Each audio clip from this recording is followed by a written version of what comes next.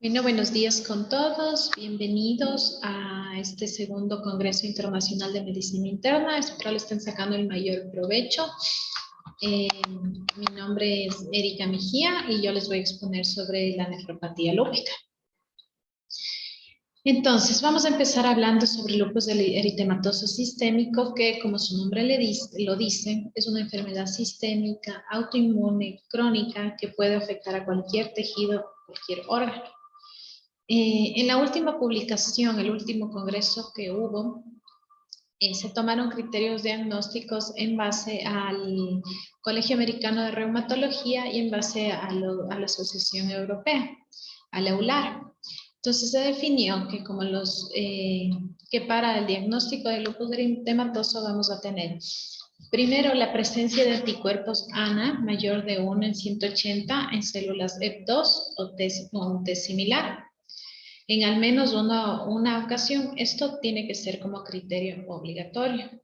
A lo que se debe añadir 7 criterios clínicos y 3 inmunológicos. Como podemos ver aquí, la biopsia renal es un criterio de mayor puntaje. Entonces, los pacientes que tengan más de 10 puntos pueden ser clasificados como lupus eritematoso sistémico con una sensibilidad del 96.1% y una especificidad del 93.4%. Para definir una nefropatía lúpica, también tomamos estas dos asociaciones, el Colegio Americano y la Asociación Europea, tanto de diálisis y trasplante, como la asociación clínica.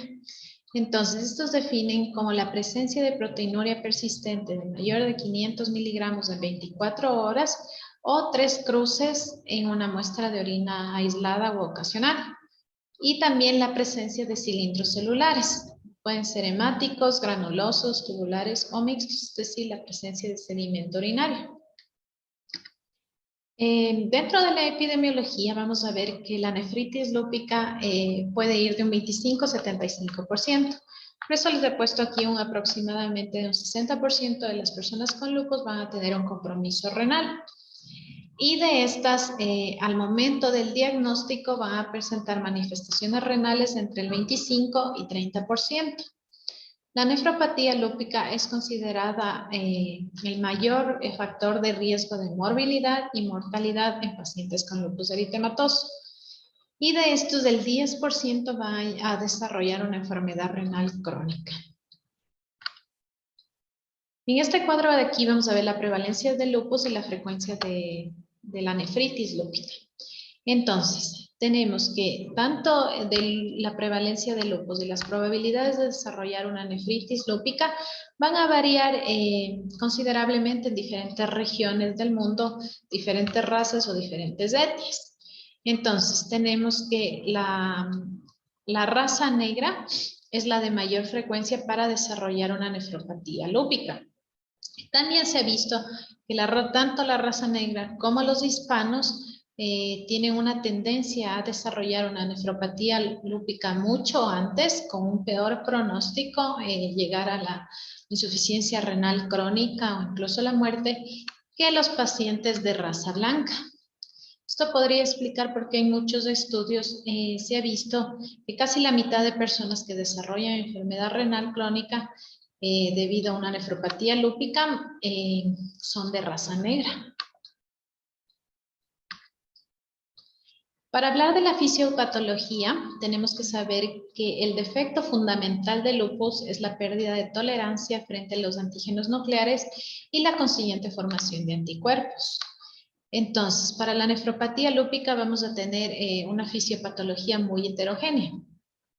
Esto va a ser por consecuencia de interacción de muchos factores genéticos, factores ambientales, sociodemográficos, que van a influir en manifestaciones clínicas y en el compromiso renal.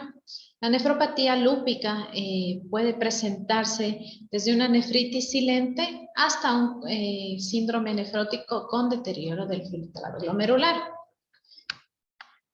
Entonces, dentro de los factores genéticos, podemos ver en esta tabla de aquí que el lupus eritematoso tiene una sensibilidad por una localización citogenética. Entonces, por eso podemos ver estas 8 localizaciones, 8 locus, donde el lupus tiene mayor predisposición.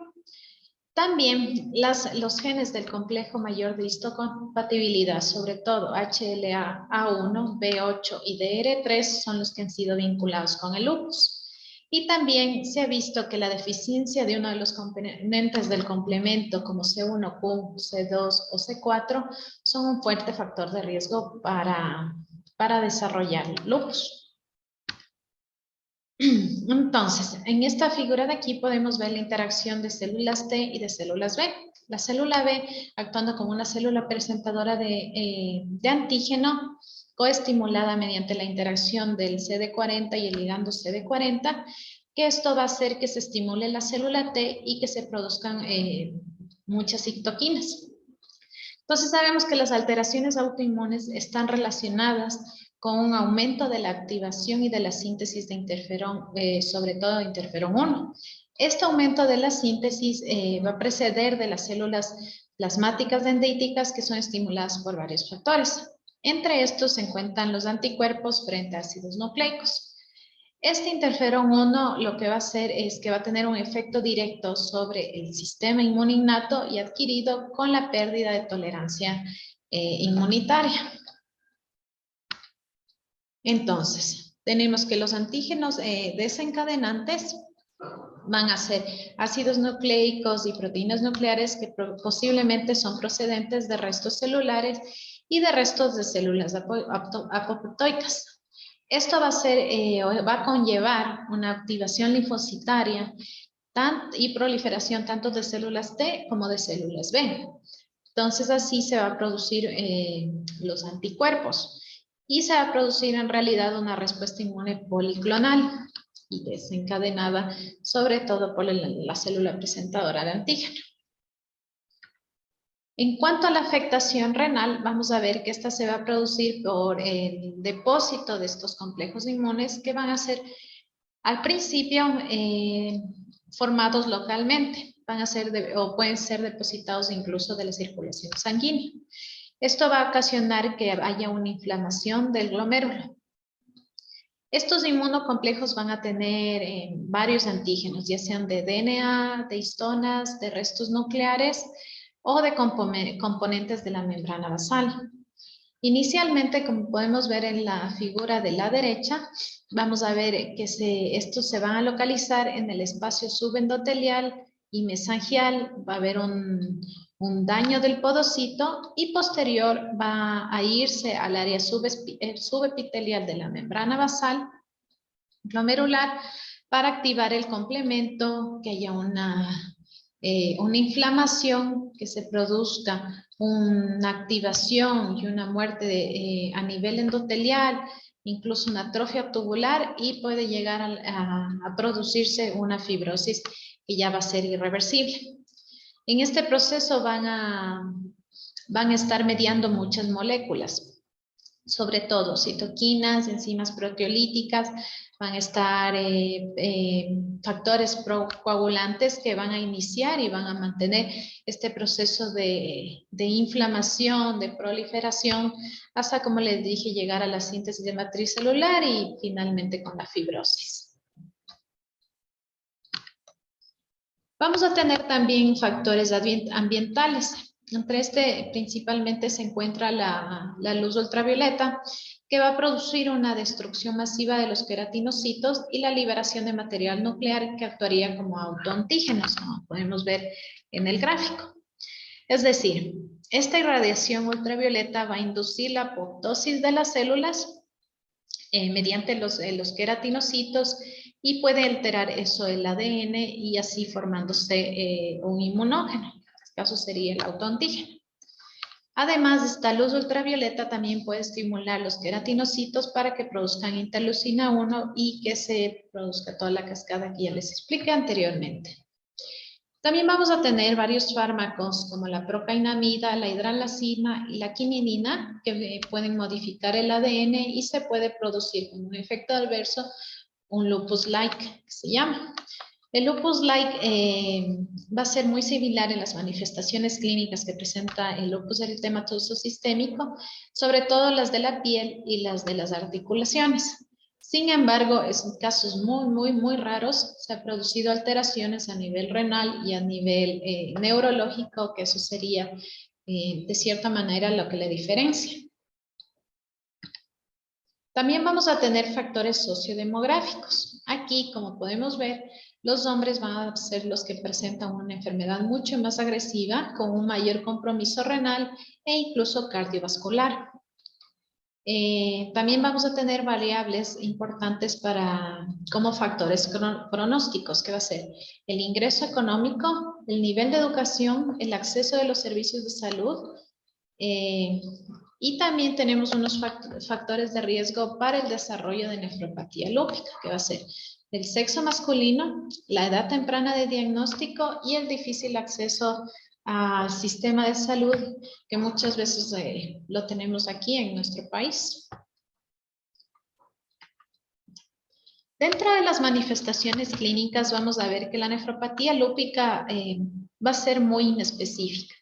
A veces incluso un reto para el diagnóstico, ya que no se presenta con manifestaciones muy afloradas, sino más bien van a ser manifestaciones aisladas de la enfermedad, incluso signos evidentes de lupus. Entonces, como podemos ver en este cuadro de aquí, las manifestaciones clínicas más comunes son la proteinuria, el sedimento urinario anormal debido ya sea a la hematuria microscópica o a los cilindros hemáticos.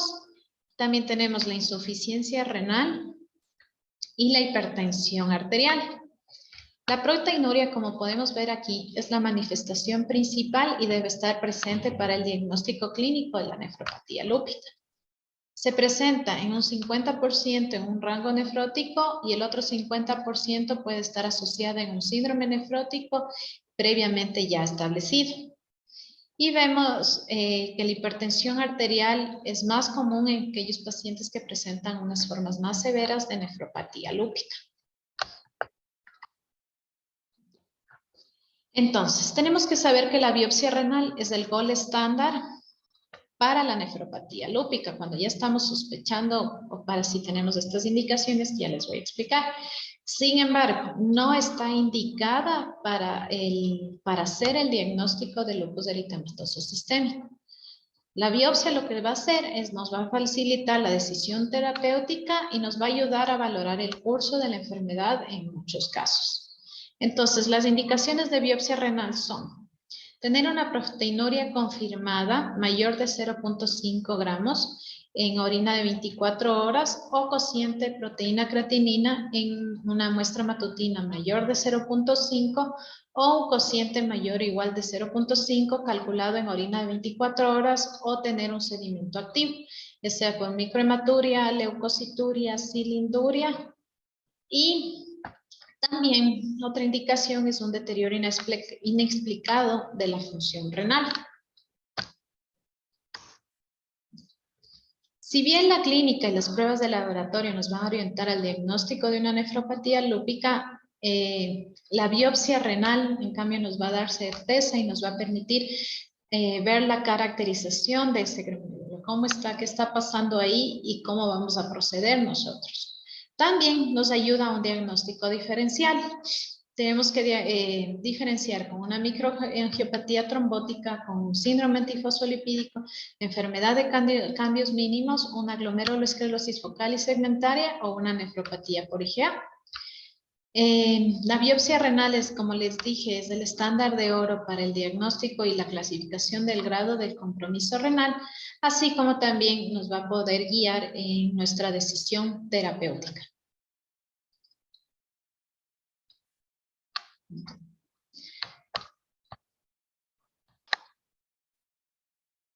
En cuanto a la clasificación, vamos a ver que la nefropatía lúpica se describe patológicamente utilizando la nomenclatura de la Sociedad Internacional de Nefrología y la Sociedad de Patología Renal. Desde la misma nomenclatura se viene usando desde el año 2003. Este sistema clasifica la nefropatía lúpica de acuerdo al sitio donde se acumulan los complejos inmunes en los glomérulos. Es decir, mediante la presencia o ausencia de proliferación mesangial o endocapilar, la extensión que genera la afectación glomerular, ya sea focal o difusa, y la lesión glomerular. Así como también la lesión glomerular, si es que es activa, es decir, si es que está en una fase inflamatoria o ya es crónica y ya llegó a esclerosarse. Entonces aquí vamos a tener que se divide en 6 clases. La clase 1 como mesangial mínima, la clase 2 como proliferativa mesangial, la clase 3 como focal, donde compromete menos del 50% de los glomérulos, la clase 4 difusa, comprometiendo más del 50% de los glomérulos, la clase 5 membranosa y la clase 6 que ya está esclerosada. También en la clase 3 vamos a valorar las lesiones activas y las lesiones crónicas, que también ya les voy a explicar más adelante. En este cuadro podemos correlacionar tanto la clínica como la patología, misma que incluso nos va a ayudar a definir la terapéutica que vamos a tomar. Entonces, por ejemplo, en la clase 1 y en la clase 2 podemos ver que la creatinina no se mantiene su valor normal. No va a haber mayor problema en ese sentido. Sin embargo, en la clase 2 ya podemos ver un poquito de sedimento con una microhematuria o también ya puede presentarse una proteinuria, pero que no va a llegar a un rango nefrótico. Si es que llega a un rango nefrótico, deberíamos descartar otra podocitopatía. En la clase 3 ya vamos a tener la presencia de proteinuria hematuria. No siempre va a llegar a rango nefrótico, puede haber hipertensión y ya puede haber un aumento de proteína sérica. La progresión a insuficiencia renal va a depender mucho, como les dije, de los glomérulos afectados. Y si es que ya es más del 50%, pues ya hablaríamos de una nefropatía lúpica difusa o la clase 4. Esta va a ser la forma más frecuentemente biopsiada, pero aquí ya vamos a encontrar hematuria, proteinuria, un síndrome nefrótico, ya va a haber una insuficiencia renal, puede existir hipertensión arterial, vamos a encontrar títulos muy elevados de anti-DNA, una hipocomplementemia, y esta clase 4 puede evolucionar a una insuficiencia renal si es que no actuamos rápido. La clase 5, que ya es la clase membranosa, igual va a tener proteinuria o ya un síndrome nefrótico, puede llegar con una función renal normal, hipertensión o microhematuria. En cambio aquí se va a diferenciar que hay muy escasa actividad inmunológica. Y la clase 6, como les dije, ya es esclerosada, ya es un deterioro progresivo de la función renal, va a haber proteinuria, sedimento, y muy probablemente este paciente va a llegar a diálisis. Entonces, para hablar un poco de patología, vamos a tener que la clase 1 es la mesangial mínima. Como podemos ver, va a haber un glomérulo normal con un discreto engrosamiento de la matriz mesangial y paredes capilares normales. Esto en la microscopía óptica. En la inmunofluorescencia puede o no puede encontrarse pocos depósitos de inmunocomplejos, pero en realidad donde más vamos a encontrar esto, y si vemos una forma normal, nos vamos más a inclinar a una nefropatía clase 1. En la clase 2, en cambio, ya vamos a tener un incremento de la matriz mesangial. Ya va a haber una hipercelularidad mesangial, sobre todo en lo que es la microscopía óptica. Ya en la inmunofluorescencia ya encontramos depósitos mesangiales, preferentemente de IgG, C3, C1, CUM. Y en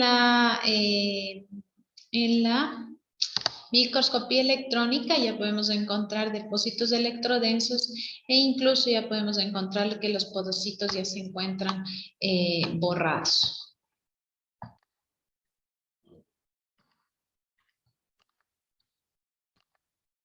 En la clase 3, en la microscopía óptica, vamos a ver ya una proliferación endo y extracapilar, pero como les dije, no compromete más del 50% de los glomérulos.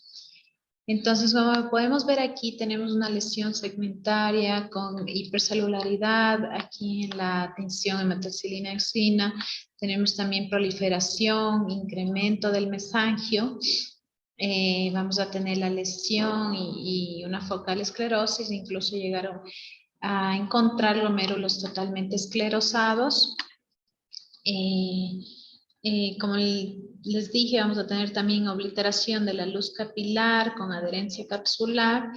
Podemos encontrar depósitos en la inmunofluorescencia, en asa capilar, depósitos mesangiales, sobre todo de IgG. Tenemos que valorar en la inmunofluorescencia, sobre todo aquí las lesiones activas y las lesiones crónicas para poder guiar nuestro tratamiento. En la clase 4, que ya es una clase difusa, donde va a estar comprometido más del 50% de los glomérulos, vamos a encontrar la microscopía óptica, por ejemplo, ya la cariorrexis, asas de alambre, vamos a ver aquí un engrosamiento de las paredes capilares, engrosamiento de la membrana basal, hipercelularidad, los trombos hialinos, como podemos ver aquí. Igual en esta imagen, para que puedan ver un poco mejor, también la proliferación mesangial, los dobles contornos que vamos a encontrar mucho en esta clase, y los depósitos inmunes a nivel subendotelial. Aquí les puse otra imagen para que puedan ver bien los dobles contornos y los trombos hialinos que se pueden ver aquí. Aquí está más de cerca el doble contorno de la pared capilar. También vamos a encontrar los depósitos inmunes, muchos depósitos de eosinófilos homogéneos, engrosamiento del capilar, vamos a ver los trombos. Y ya en esta clase podemos encontrar lo que llamamos los depósitos full house, donde vamos a tener IgG, IgA, C1Q, C3, lambda y kappa. Todo esto se va a producir, va a haber un depósito global de todos los anticuerpos y podemos definir más esta clase. En la clase, a nivel de la microscopía electrónica, vamos a encontrar las asas capilares en forma de alambres electrodensos a nivel subendotelial. La clase 5, que sería la clase membranosa, vamos a tener en la microscopía óptica una membrana basal glomerular engrosada, ya más rígida, hay incremento de la matriz mesangial.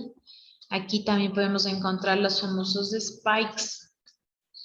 Y dentro de la inmunofluorescencia podemos encontrar igual una full house, que son depósitos un poco más glomerulares, pero sobre todo va a haber una tinción más de IgG, IgM, IgA, C3 y C1Q.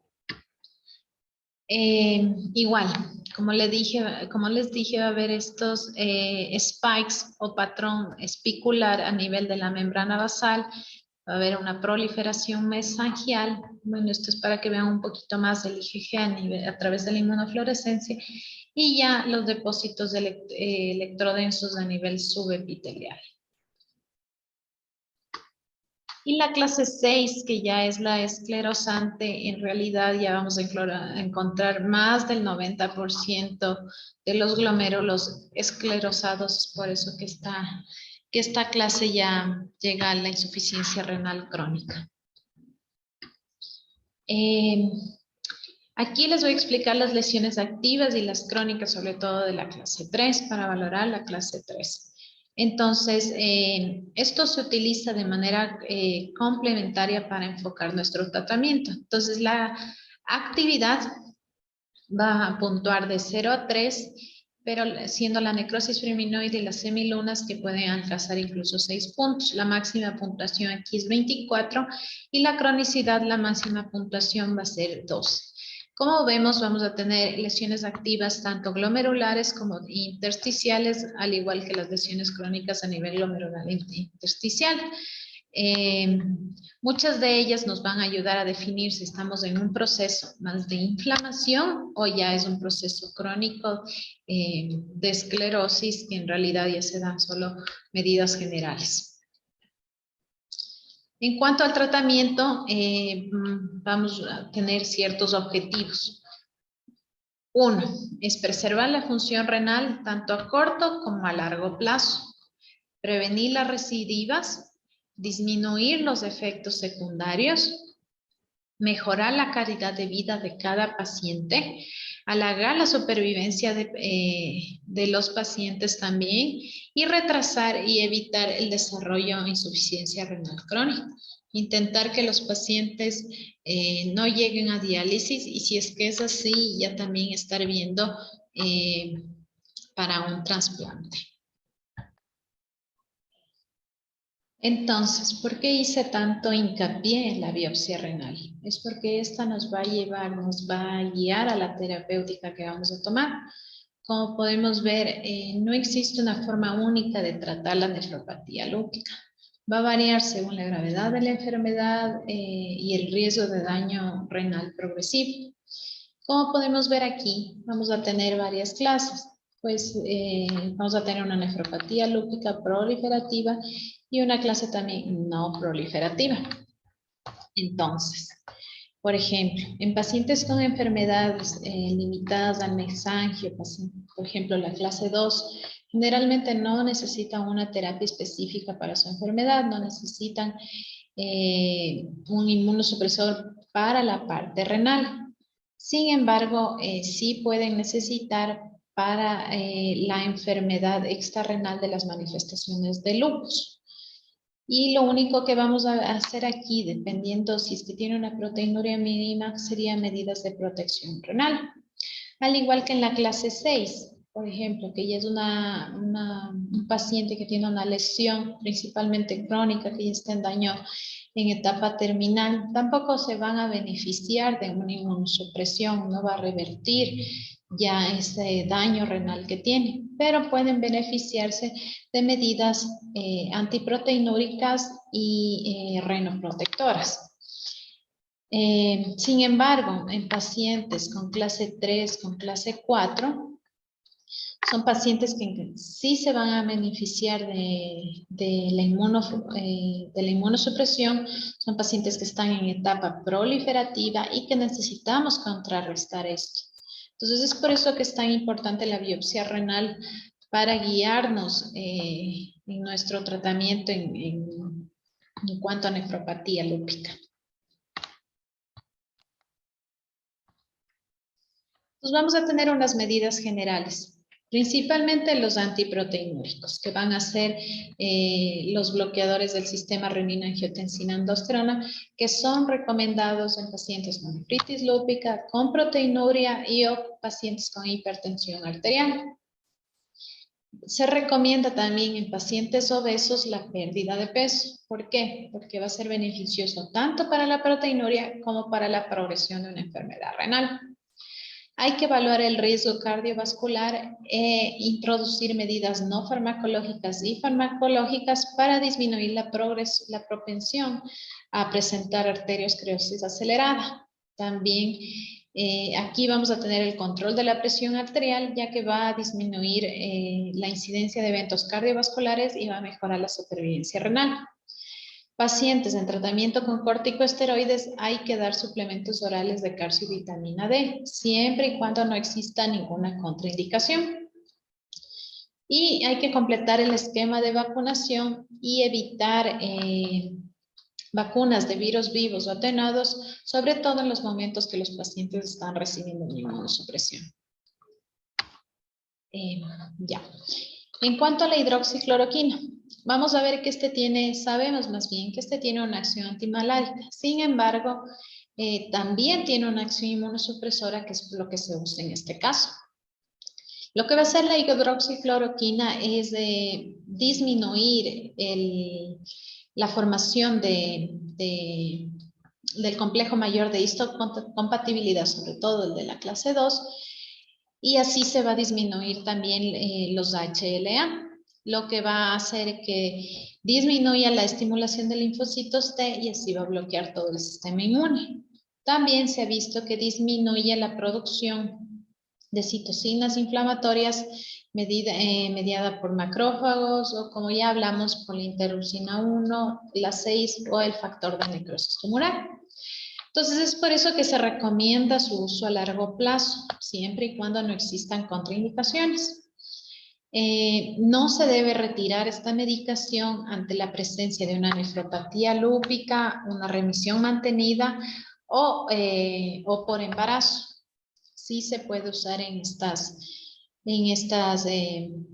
condiciones.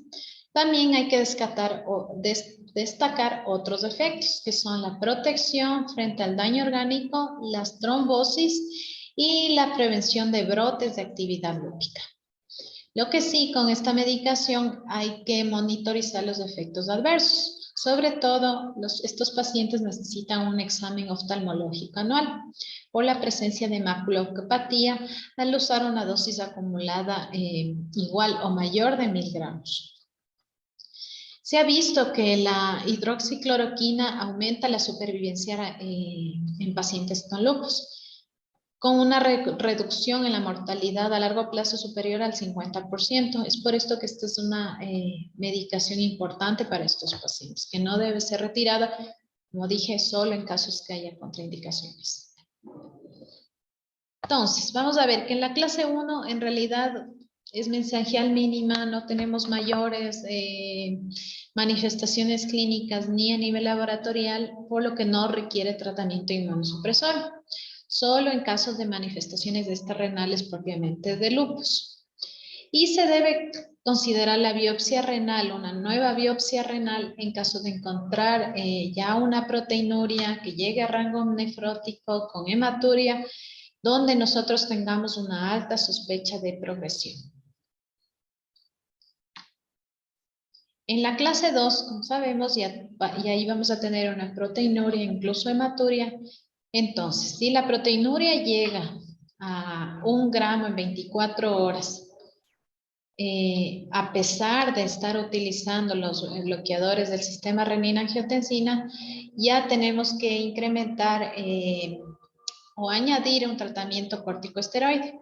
Entonces, aquí vamos a empezar con dosis bajas de prednisona, que es lo recomendado por las guías, por ejemplo, con prednisona 0.5 miligramos kilogramo día, acompañado o no de otros inmunosupresores que van a actuar como roedores de corticoides, puede ser el azatopina o el micofenolato. Y este tratamiento tiene que durar de 6 a 12 meses de duración, donde nosotros vamos a estar monitorando a nivel laboratorial y también mediante las manifestaciones clínicas de los pacientes para ver si es que seguimos bajando dosis, nos mantenemos en la dosis o tenemos incluso que si vemos una progresión, incluso rebiopsiar. Por ejemplo, en pacientes con recidivas, en este caso de los inmunosupresores, si es que, como les dije, hay una recidiva, se considera iniciar con la azatropina. Y si no, comúnmente se inicia con el micofenolato. La clase 3 y 4, que son se podría decir las más importantes en cuanto a la terapéutica, son las clases proliferativas. Vamos a tener que tienen dos fases, una fase inicial o de inducción y una fase de mantenimiento. Entonces, en la fase inicial vamos a iniciar también con corticoides, sin embargo, aquí ya se recomienda el uso de corticoides intravenosos, como es la metilprednisolona. Entonces, aquí se sugiere se use pulsos de metilprednisolona, la dosis va de 250 a 1000 miligramos día durante 3 días consecutivos, y posterior pasar a corticoide bioral, en este caso la prednisona, a dosis de 1 miligramo kilogramo día, y gradualmente ir valorando durante semanas o meses para ir bajando la dosis también.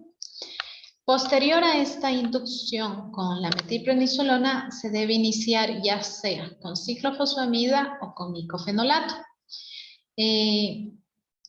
Para disminuir la dosis acumulada y evitar la toxicidad de la ciclofosfamida, se recomienda los siguientes regímenes, ya sea un pulso de ciclofosfamida, dosis de 0.5 o 1 gramo por metro cuadrado durante 6 meses, o mediante el Eurolupus, que se dosifica a 500 miligramos cada 2 semanas por 6 dosis totales.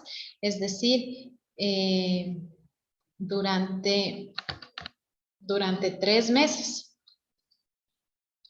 En este caso también nos recomiendan la ciclofosfamida vía oral. Sin embargo, en nuestro medio no está disponible, por lo que no se usa.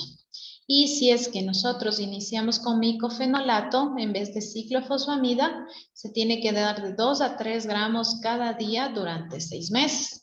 Posterior a eso, a esta fase de mantenimiento, a esta fase de inducción, tenemos que ir a la de mantenimiento, donde se tiene que dar el micofenolato de 1 a 2 gramos día o la azatropina de 1.5 a 2 miligramos kilogramos día. Igual, esto tiene que ir durante un tiempo de 12 a 18 meses hasta lograr una respuesta completa. Lo que vamos a hacer en ese tiempo es intentar reducir gradualmente la terapia de mantenimiento hasta que la paciente se pueda quedar con menos medicación posible.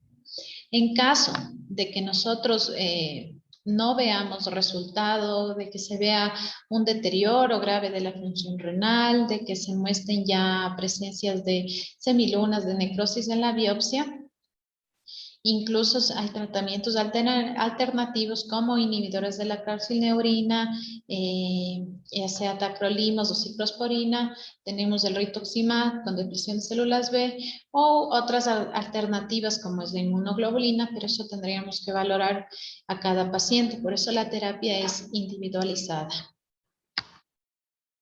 En la clase 5, el tratamiento inicial va a ser con prednisona, hasta 1 miligramo kilogramo día, no excede la dosis de 60 miligramos día y puede ser acompañada igual de cualquiera de estas terapéuticas, ya sea ciclofosfamida, los anticalcineurínicos, micofenolato o azatropina. Si se opta por las opciones de ciclofosfamida o micofenolato, tienen que ser las mismas dosis que les dije en las clases 3 y 4. La azatropina, su dosis inicial sería de 1.2 a 2 miligramos kilogramo día, que también es mediante el esquema de las clases 3 y 4, y los anticalcineurínicos, dependiendo cuál se use. Si es que es la ciclosporina, de 2 a 5 miligramos kilogramo día, y si es del tacrolimus, de 0.1 a 0.2 miligramos kilogramo día. En cuanto al mantenimiento, si ya vemos que tenemos al menos una respuesta parcial, vamos a iniciar con dosis bajas de esteroides, que sería de 0.5 miligramos kilogramo día, y una de las siguientes opciones, que puede ser micofenolato, anticalcineurínicos y azatropina. Igual aquí se considera que durante la fase de mantenimiento las dosis de los fármacos sean iguales a las descritas en las clases 3 y 4, igual con respecto a los esteroides. Y la duración del tratamiento igual la mantendríamos durante 12 a 18 meses, siempre con controles periódicos. Entonces, ¿cómo valoramos una respuesta al tratamiento? Vamos a valorar una respuesta. Los pacientes más bien pueden tener una respuesta parcial o una respuesta completa. En pacientes que tenían una proteinuria más de 3.5 gramos en 24 horas, es decir, una proteinuria en rango nefrótico, consideramos una respuesta parcial con un descenso en 3.5 gramos. En cambio, en pacientes que tenían menos de 3.5 gramos en 24 horas, se considera una respuesta parcial con una reducción de la proteinuria más del 50%. En ambas situaciones tiene que haber por lo menos un 25% de mejoría y con mejoría también del filtrado glomerular. Y consideramos una respuesta completa cuando el paciente ha recuperado su filtrado glomerular mayor de 60 mililitros minuto por 1,73 menos metros cuadrados, o también ya tiene una proteinuria menor o igual a 0,5 gramos al día, ya no tiene, o más bien tiene un sedimento inactivo, sin hematíes, sin cilindros, y la albúmina se encuentra en más de 3 gramos al día. Esto también nos va a guiar para nosotros poder disminuir dosis, retirar medicación y que la paciente sobre todo no tenga efectos a largo plazo, por ejemplo, de los corticosteroides por tomar demasiado tiempo corticosteroides. Ahora, vamos a considerar una recidiva, o más bien, ¿qué tenemos que ver cuando ya hemos llegado a una respuesta parcial o una respuesta completa y de pronto la paciente viene en una recidiva? Entonces, aquí tenemos que valorar que haya habido una buena adherencia al tratamiento. Hay que descartar la presencia de otras enfermedades como síndrome antifosfolipídico con microangiopatía trombótica, nefritis secundaria INES, una nefropatía isquémica teromatosa, entre otras. Vamos a optimizar las medidas generales, que sería el control de peso, evitar la sobreexposición solar, antiproteinúricos, ver si está tomando la hidroxicloroquina, otros controles de riesgo cardiovascular, que serían como medidas generales. Si es que tenemos una recidiva moderada grave, tras, como les dije, una respuesta completa o parcial, se recomienda volver al mismo tratamiento de inducción y empezar otra vez el de mantenimiento que fue eficaz a un inicio. Aquí tenemos que ver que la ciclofosfamida va a tener una dosis máxima, entonces si ya cumplimos esa dosis, entonces cambiaríamos el tratamiento de inducción con micofenolato. Y siempre que pase esto y no tengamos otra causa, vamos a considerar la realización de una nueva biopsia renal. Esto para ver si modificamos el tratamiento o si ha habido una progresión renal. Eso sobre la nefritis lúpica, y muchas gracias a todos por su atención.